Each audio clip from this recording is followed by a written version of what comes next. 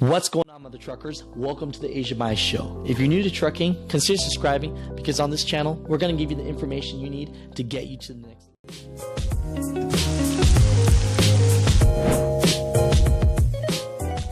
Welcome to today's episode of Truck Talk, where we give you the inside scoop in the trucking industry. So today we have a very special interview with the former president of Global Trans Enterprises, who's actually the new current vice president of a company called Traffic Tech, which is the biggest private broker firm for trucking in Canada. He's here to share his knowledge and his 30 years of experience. Let's get into this interview. See you guys soon. What's going on, everybody? Welcome to the Theasianmaishow. So today we have actually a very special guest today, and I'm actually moving him. And I don't want to give away too much personal information, but what I can say is he's actually in the trucking business, and he's here to give us some insight today. So welcome so much. Thank you very much. My name is Marty Sinecrope. I've been in the brokerage business for 30 years now. So I just wanted to give some feedback from the brokerage side of it. If you're working with the right brokers, you're getting paid on time, you're getting paid a fair wage for it. And those are the two most important things. The brokers are there to help you out anytime you need. So, a lot of you use us for backhauls and those types of things to get back home, and that's the role that we play. So, but one of the key things to being a good broker is not just the front end, right? The front end of the brokerage has to treat the carrier just like a customer. Because carriers are our customers and the shippers are customers, and our job is to marry the two of them, right? Agreed. So you get treated like that from the front end of the house, but sometimes it doesn't translate to the back end of the house from the accounting side. Right. So that's why, at Traffic Tech, what we do is we make sure the accounting people are well aware of the situations so that we get them paid on time. The right broker will have controls in place to make sure if you run into any unanticipated charges like a lumper or detention, they should have controls in place to make sure you get paid for that as well. And if the broker tries to tell you he can't pass it on, chances are he might not be truthful, because in most cases we can pass that on to the shipper. Really? Because I've actually heard that a lot of time.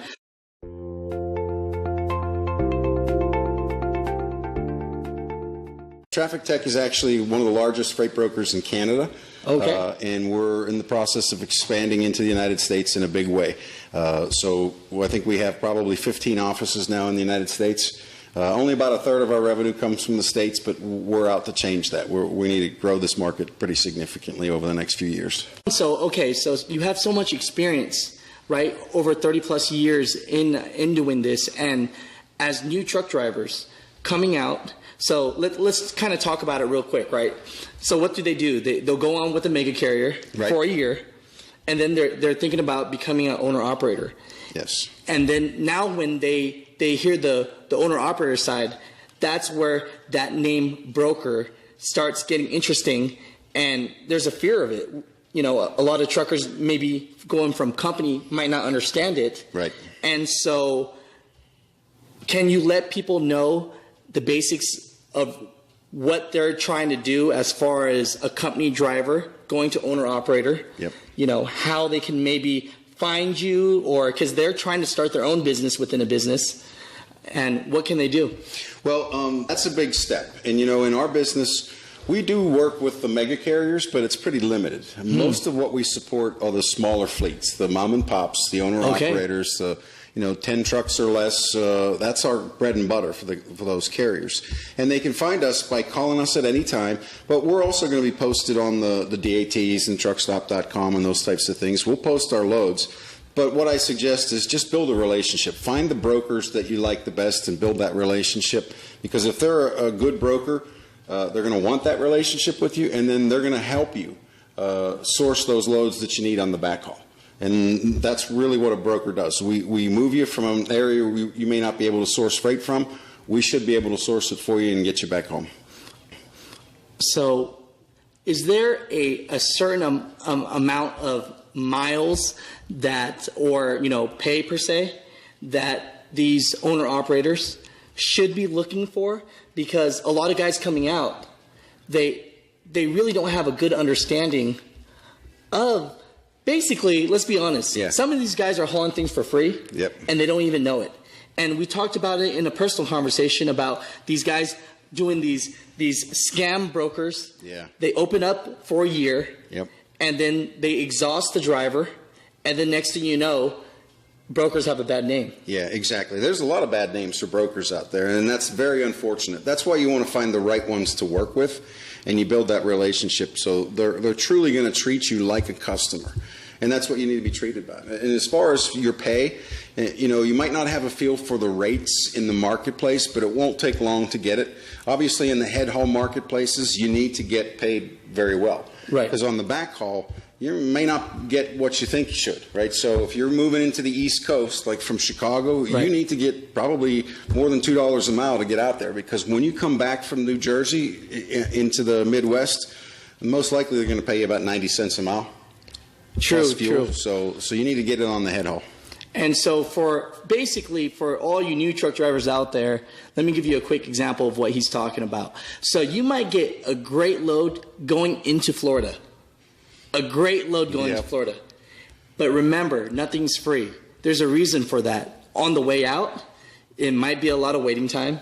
Yep. And you might have to deadhead to pick something up. So sometimes looking at that dollar amount, you really have to get the right miles so that it's worth it on the way in, because on the way out you're not going to make that kind of money, right? Well, correct. In Florida especially, that's a great example, because when produce is running, if you haul produce, you can get out of there pretty easy, but that's only a few months out of the year. Once July breaks, there's nothing going on in Florida. So most of the carriers price the load into Florida assuming they're going to deadhead all the way up to the Atlanta marketplace to get their next load. Right. So that's why the pay going into Florida is so good, because we know that even if you do haul out of there, out of Florida, it's going to be dirt cheap rates. So I mean, I've moved trucks out of there for 69 cents a mile because they were desperate to get out of Florida. Right. And so price it going in to make sure you get your money so that you can deadhead back to at least Atlanta to get a good paying load. And if you think about it, if you load in South Florida and you're headed to Memphis, they're going to give you a terrible rate. Right. But if you deadhead up to Atlanta and take that same load, you'll probably get the same amount of money. It's just the fact that you're going to be hauling at a much higher rate out of Atlanta to Memphis than you would out of Florida to Memphis. So thank you for that, Marty. So overall, with all your years of experience, we've had a personal conversation, and you really are here for the owner operator and for the driver. Any final tips that you would give that you wish you would have known if you were a truck driver doing this? As far as that. Well, what I can say about the industry is obviously the drivers are desperately needed, and it is a great career to have, because there's no way for us that we know of to replace a truck driver. Right. Goods, everything you do, everything you eat, everything you sit on, everything comes by truck. Right. So that's a pretty secure marketplace long into the future. So I know we have these 3D printers, but are they going to print you a gallon of milk? Right. So you're right. It just doesn't. I mean, it's a very safe business to be in, and if you do it right and you build the right relationships, it is a good business. And we can help you with that. And we're not alone. There's a lot of brokers out there that are very well respected, and you'll learn quickly which ones to work with and which ones not to. Okay. Overall, thank you for your time. Thank you. I appreciate you. Nice talking to you. Yeah. So that's it. I mean, how was that? Simple. Simple fun. Yep. Simple and fun. It gave people an insight, Marty. Yeah. That's the biggest part about it is. And if you want more videos like this, consider subscribing to AMS Trucking.